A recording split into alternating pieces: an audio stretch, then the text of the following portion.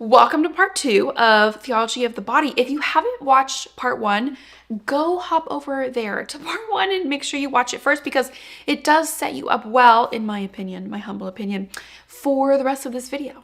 We are going to be going over St. John Paul II's Theology of the Body, and why we're going to go over it is vastly explained in the first video, but a little recap is because I've seen it pop up and it still matters to people. It matters to me. It matters to you.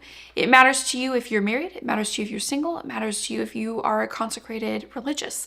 It matters to everybody as long as you have a body and you are part of the body of Christ, which happens to be everyone on this planet. So let's dive on in. The full document itself is pretty extensive. There are the original homilies that St. John Paul II, when he was Pope, that he gave that have been compiled into the document that is the Theology of the Body. That document has been distilled through many different Catholic platforms. There's a PDF version of it, which I highly recommend. You can just Google search Theology of the Body PDF and it'll come up. There's blue in the column highlights, and I really recommend that as well. Or you can go straight to the homilies if you want the source of the source. But today we're going to go over 4 points that he makes within the entire document. And with each point, I want to let you know how it relates to you as a single person or someone who's in the dating world in general, because I think when people think of Theology of the Body and I say it's talking about sex and it's talking about marriage and it's talking about consecrated life, or how we can give ourselves in parenthood, I think it's very easy that for single people or people who are not dating at all to write it off of like, it doesn't apply to me yet. And I'm here to tell you that it totally does. So let's dive in. If you like this video, please give it a thumbs up. Let me know how you feel about it in the comments. Send it to someone who hasn't heard about Theology of the Body, or your girlfriend who you were just talking about Theology of the Body with, because this is just an introduction. I am no way am a substitution for reading the actual document itself, but I think this is a great place to start. So St. John Paul II, he goes over a lot of different topics within Theology of the Body. I mean, it's entire theology. But one topic that I want to highlight today is the topic of shame. And so he talks about and draws out even further that how shame entered the world, right? Which shame entered the world through sin, through man turning his back on God, so that he was no longer able to see God's vision, and he was no longer able to love with God's love, right? Man and woman began to look at one another, St. John Paul II says, not only as a person to be loved, but because of this sin and this shame, they started looking at each other as an object to be used. And this shift broke their relationship with God, right? When we talk about the fall, but it also broke the relationship with each other. There is the goal, right, of true love with someone else and complete giving of someone else, that you have complete and total trust, a wholehearted self-gift that you give to one another. And through the fall and through sin, shame replaced that. So not only did it become just a place of rejection, it also, St. John Paul II says, became actually able to serve a positive purpose, which was ensuring that we cover ourselves and protect ourselves from being seen and used as an object. Not from being seen, but from being seen and used as an object. So there's a good thing that comes, and he goes way further into this, of modesty in a way that you haven't heard in a high school talk before. But okay, we have the redemption though, right, of the body, where man and woman, with God's help, were able to overcome their shame and in their relationships, overcome shame in their relationships through love and through purity of heart, purity of mind, that they were able to refuse objectivity. That we today, even though it is a sin that's come to us, we are able to refuse objectivity of the other person, and that shame is no longer necessary when that happens, right? It goes away and is replaced once again by trust and by whole unity. And so this whole idea of shame it's big, and I can talk about it for a really long time, but how it relates to single people, if you're just single or if you're in the dating world, is I think that his writing on shame is something that we can reflect on, where we struggle within ourselves. Where do I struggle with shame? Where does shame show up for me personally as I am right now? And then how does that affect our ability to give ourselves to someone else? Whether we're doing that right now, currently, in going on dates, or we're not doing that yet. How can I look at his writing on shame, see it within myself and where I need to grow, and how that affects how I can, give to another. The second point that I want to, not that he makes, but that I want to highlight, is the mission within our heart. So there is a mission within your heart. If you didn't know it, I am here to tell you. And the heart is where we experience, he says, the deepest level of disordered desire and lust and self-seeking. Kind of harsh. But it's also where we can experience trust and love and union with God, and with the other person, right? So it is the heart to which Jesus Christ appeals when he calls man to live the redemption. It is to the heart that Jesus Christ appeals when he calls man to live within the redemption. And so your heart has a mission where you have these two sides, where you have a lot of hurt that can happen, and you have perfect love that can be discovered.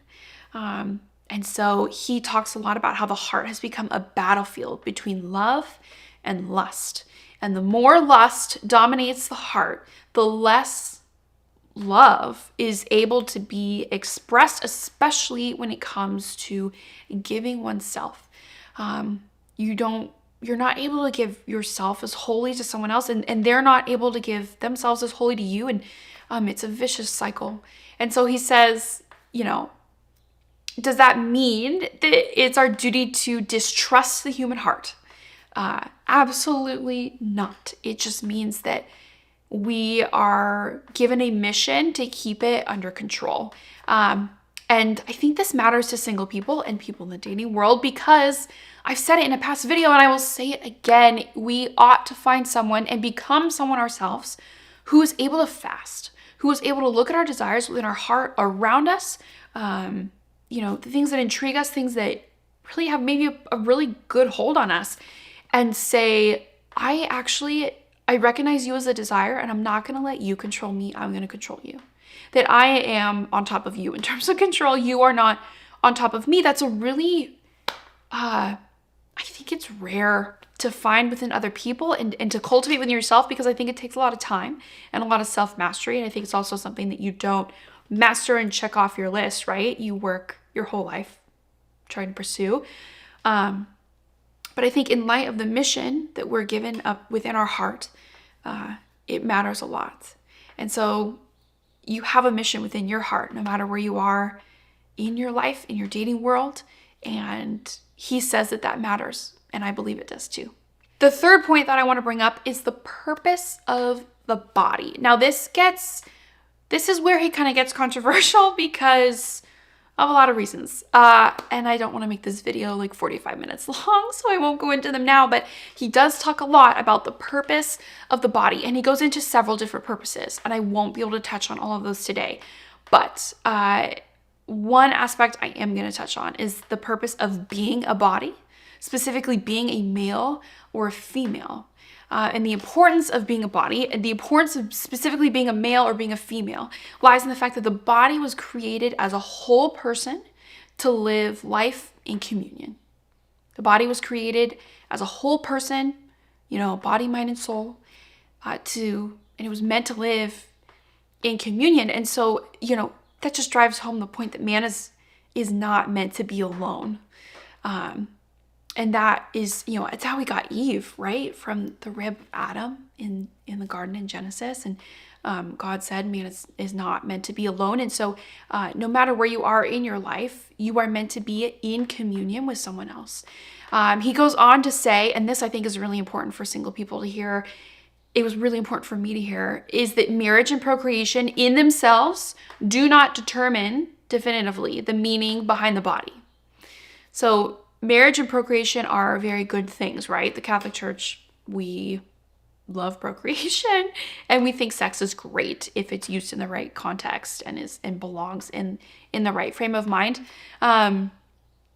So it is a good thing, and it gives concrete reality to the nuptial meaning of the body. But marriage and procreation in themselves do not determine once and for all the meaning of being a body.